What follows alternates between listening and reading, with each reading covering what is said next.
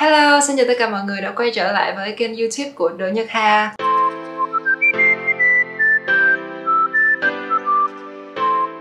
Trong cái view size của video ngày hôm nay là tất cả những thứ xung quanh mình, đó chính là một cái góc trong phòng ngủ của Hà. Đây, mọi người cũng nhìn thấy nè, cái gương này là một cái gương đám mây bồng bềnh.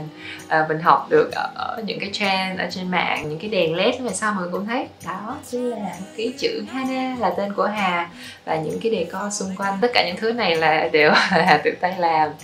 Kiểu nó cũng hơi bộn bề một chút, nhưng mà mình cũng cảm thấy khá là vui khi mình đã tự tay mình làm mới được cho bản thân mình và cho cái không gian sống của mình. Nhịp sống cũng đã bắt đầu dần trở về với những ngày tháng trước đây. Mình đã được đi ra đường, mình được đi mua đồ, cũng như là mình được đi làm, chứ không chỉ đơn giản là mình gói gọn công việc của mình và tất cả mọi thứ chỉ để ở nhà nữa. Giống như title của video ngày hôm nay, đó chính là 5 điều mình ước gì mình đã học được trước khi đại dịch bùng phát ra.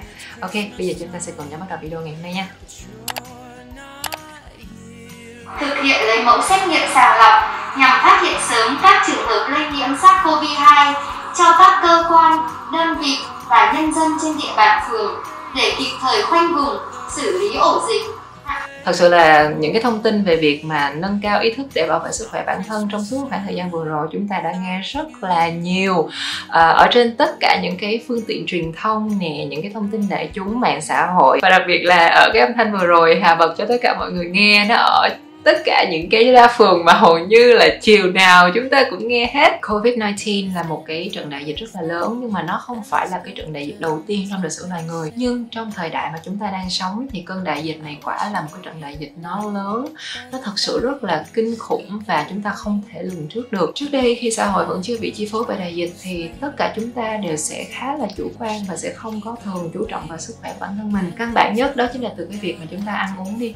Hàng ngày chúng ta chỉ ăn chỉ để duy trì một ngày, hay là chỉ đơn giản là ăn cho qua bữa, chứ chúng ta cũng sẽ không hiểu được là bản thân mình thật sự cần phải dung nạp vào những loại thức ăn gì. Chúng ta sẽ rất là dễ dàng đầu tư vào những cái món đồ từ bình dân cho đến xa xỉ phẩm, hay là chỉ đơn giản là chúng ta đi chơi nè, đi du lịch, đi ăn uống để thỏa mãn những cái nhu cầu của bản thân. Nhưng rất ít người có thể sử dụng cái số tiền đó chỉ để đi khám sức khỏe định kỳ và biết được là mức độ sức khỏe của bản thân mình hiện tại như thế nào và nó đang nằm ở đâu. Các bạn có thể thử tưởng tượng vào một ngày khi mà bạn mắc một cái căn bệnh nào đó, hay chỉ đơn giản là bạn bị cảm cúm thông thường thôi, và bạn nằm một chỗ và bạn rất là khó chịu và bạn không làm được bất kỳ một cái điều gì hết, và xung quanh bạn cũng không có ai, thì cái điều đầu tiên chúng ta bắt buộc dù muốn dù không chúng ta phải làm, đó chính là chúng ta phải làm mọi cách để chữa lành cho bản thân mình cái đã. Thì tại sao ngay lúc mà chúng ta vẫn còn đang khỏe mạnh, chúng ta vẫn còn có thể chủ động trong rất là nhiều thứ,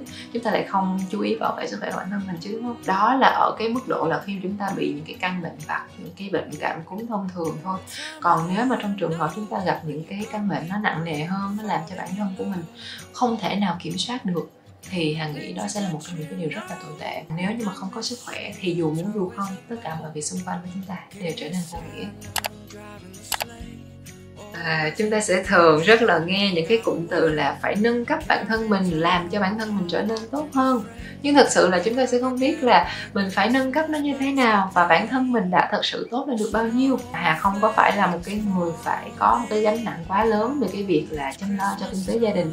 Nên là cái việc đầu tiên, cái việc tiên quyết đó chính là Hà phải làm cho bản thân mình ổn trước cái đã. Trước đây mình cũng là một cái người khá là treo ngược cành cây á, khi mà tất cả chúng ta đều phải pause hết tất cả các hoạt động lại, thì đó cũng là một cái khoảng thời gian làm cho Hà mình có thể nhìn nhận về bản thân mình nhiều hơn, và mình cũng học hỏi được rất là nhiều điều. Và cái vấn đề mà Hà nhìn nhận được một cách rõ ràng cụ thể nhất đó chính là tự chủ. Tự chủ ở đây không có nghĩa là chỉ gói gọn trong vấn đề là tự chủ về kinh tế nữa, tại vì thật sự cái việc mà chúng ta tự chủ về kinh tế trong cái xã hội ngày nay ở tất cả mọi người, chứ không chỉ là ở những người trẻ, đó là một cái điều hoàn toàn hiển nhiên. Người ta hay bảo là tiền là một cái công cụ giúp cho cuộc sống của mỗi con người trở nên tốt hơn.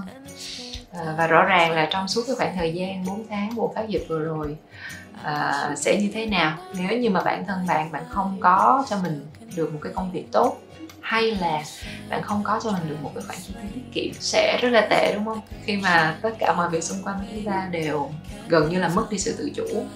Nhưng mà ở đây không đồng nghĩa với việc là chúng ta có thể giải quyết tất cả bằng tiền. Tự chủ về mặt cảm xúc, tự chủ về quỹ thời gian, tự chủ về con người, tự chủ về hoàn cảnh sống. Cái khả năng lớn nhất của tất cả con người ở trong mọi hoàn cảnh đó chính là sự thích nghi. Khi tất cả mọi hoạt động của chúng ta chỉ gói gọn trong việc là chúng ta chỉ ở nhà thôi, trong cái không gian sống chúng ta thôi, thì bản thân chúng ta phải là cái người thích nghi với hoàn cảnh sống đó. Chẳng hạn như từ những cái việc rất là đơn giản, khi chúng ta lên internet để học hỏi về những cái cách nấu ăn để đảm bảo cho sức khỏe của mình, cũng như là làm phong phú thêm bữa ăn của gia đình mình nữa. Bên cạnh đó thì với cái quỹ thời gian nhàn rỗi khá là nhiều thì bản thân Hà cũng đọc sách nhiều hơn. Những cái quyển sách mình đọc ở thời điểm hiện tại nó sẽ bắt đầu đa dạng chủ đề hơn.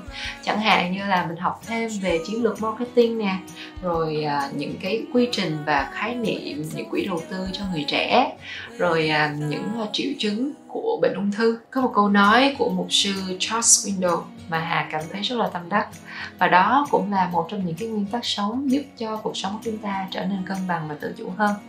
Đó chính là nguyên tắc 90-10. 10% kết quả phụ thuộc vào 90% phản ứng của bạn trước những việc đã xảy ra. Khi mà chúng ta bắt đầu với những cái hành động nhỏ như vậy, trong suốt cả một cái hành trình lớn chúng ta học cách tự chủ để làm cho bản thân của mình trở nên tốt hơn, thì đó cũng là một trong những cái việc chúng ta chuyển hóa được những giá trị của người khác trở thành cái năng lượng sống cho chính bản thân mình.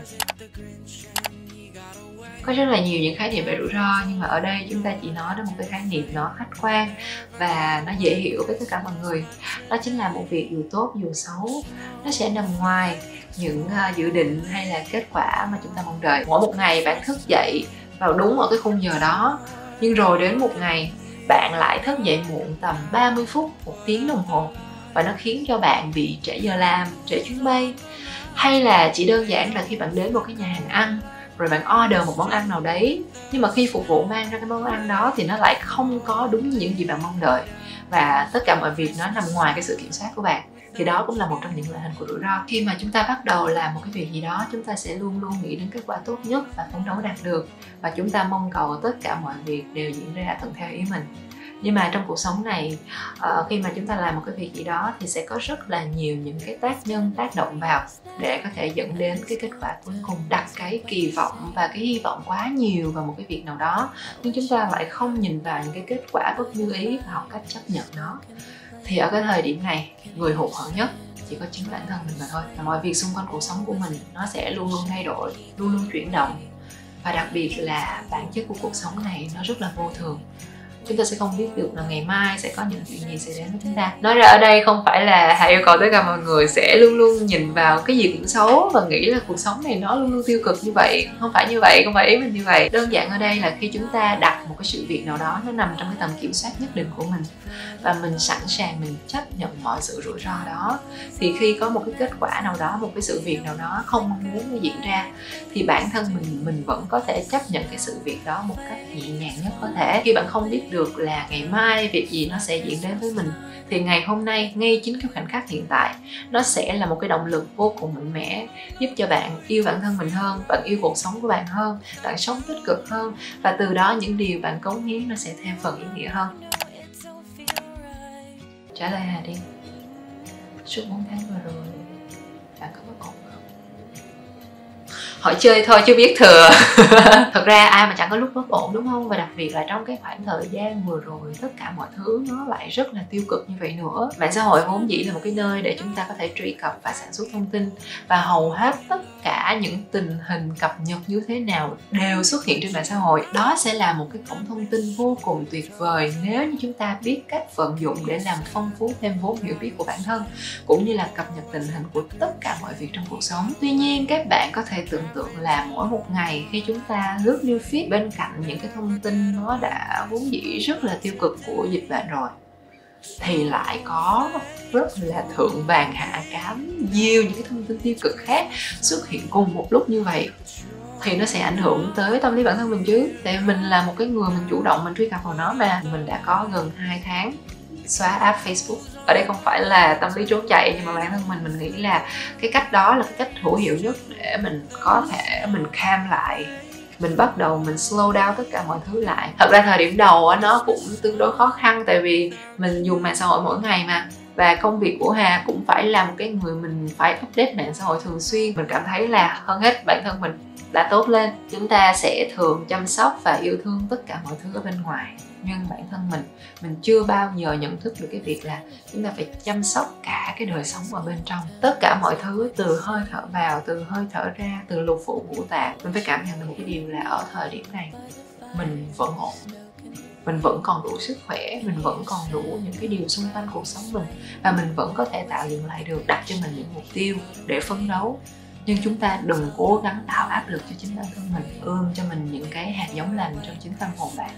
Nó sẽ giúp cho bạn có một cái động lực rất lớn để có thể vượt qua được những cái tháng ngày khó khăn. Chỉ đơn giản là một cái lời cảm ơn, một cái câu xin lỗi, một cái hành động giúp đỡ đúng lúc, hay là một cái khoảnh khắc nào đó chúng ta tự nhìn về chính bản thân mình, những cái việc mình đã làm, tất cả mọi thứ xung quanh mình, thì nó có thể mang lại cho bạn rất là nhiều cái niềm hạnh phúc lớn lao. Finally, I got it. Trong cuộc sống này thì vạn vật đều xứng đáng được yêu thương. Yêu thương từ cành cây, ngọn cỏ, yêu thương từ những cái điều nhỏ nhặt xung quanh mình, và kể cả những người mình ghét. Nó ở đây không phải là kiểu vui quá, hạnh phúc quá, rồi kiểu cái gì cũng hoan hỉ, cái gì kiểu người ta làm sai làm quấy với mình cũng vui, thì cái đó không phải. Nhưng mà bản thân mình đã biết cái cách là control được cái cảm xúc bản thân. Và ở một cái sự việc nào đó nhất định, mình đặt cái cảm xúc của bản thân mình vào vị trí của người đó để cảm nhận và thấu hiểu những cái điều mà diễn ra xung quanh người ta. Một cái tên gọi khác của yêu thương đó chính là thấu hiểu. Khi mà chúng ta thấu hiểu một người, đó chính là cách mà chúng ta tặng cho họ một cái món quà rất là lớn lao. Hà nghĩ là tất cả mọi người chúng ta ai cũng vậy, không một ai mong muốn gặp những cái điều không tốt trong cuộc sống này, và không một ai mong muốn gánh chịu những cái tổn thương. Nên là tất cả chúng ta không ai có quyền được gây tổn thương cho người khác. Những cái tâm sân hận của mình, những cái sự giận dữ của mình, nó cũng đã giảm đi rất là nhiều. Ngoài ra còn có một cái điều nữa, đó chính là Hà đã ăn chay được khoảng tầm 2 tháng hơn nay rồi, và mình ăn thuần chay. Ngoại trừ cái việc là lợi ích của việc ăn chay như thế nào thì chắc chắn thì mọi người cũng đã biết rồi ha.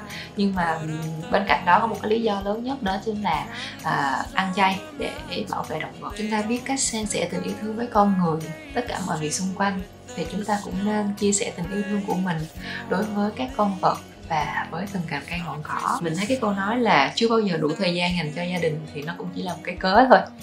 Thật ra thì chúng ta đã muốn thì chúng ta sẽ tìm cách, còn không muốn thì sẽ tìm rất là nhiều lý do. Nhưng mà mình có cái thời gian để ở nhà nhiều hơn, để được gần gũi với gia đình thân yêu của mình nhiều hơn, bắt đầu mình cũng học được cách chia sẻ, và mình cũng lắng nghe những cái mong muốn của họ, và nó cũng giúp vun đắp cho tình cảm của gia đình của chúng ta ngày càng khăng khít hơn. Ok, và đây là 5 điều mà Hà đã học được sau trận bùng phát dịch vừa rồi. Còn các bạn đã học được điều gì rồi? Các bạn hãy để lại một bình luận ở dưới video này nha. Hy vọng là các bạn sẽ yêu thích video này. Đừng quên nhấn vào nút like, nút subscribe cũng như nút chuông để không bỏ lỡ bất kỳ một video nào từ kênh Đỗ Nhật Hà Channel nhé. Chúc cho tất cả các bạn sẽ luôn vui khỏe, và hẹn gặp lại tất cả các bạn trong những video sau. Bye bye!